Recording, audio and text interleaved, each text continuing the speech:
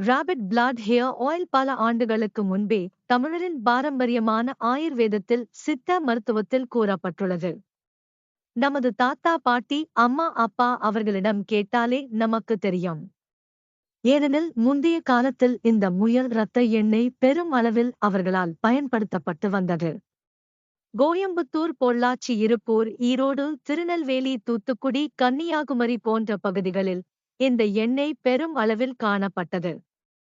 முடி கொட்டுதலுக்கான சிறந்த தீர்வாக இந்த எண்ணெய் அன்றைய காலத்தில் பெருமளவில் பரவி புகழ் பெற்று வந்தது. வாரத்தில் 3 முதல் 5 நாட்கள் தொடர்ந்து இந்த எண்ணெய் தேய்த்து வர வேண்டும். 10 முதல் 20 நாட்களில் நல்ல மாறுதல் தெரியும்.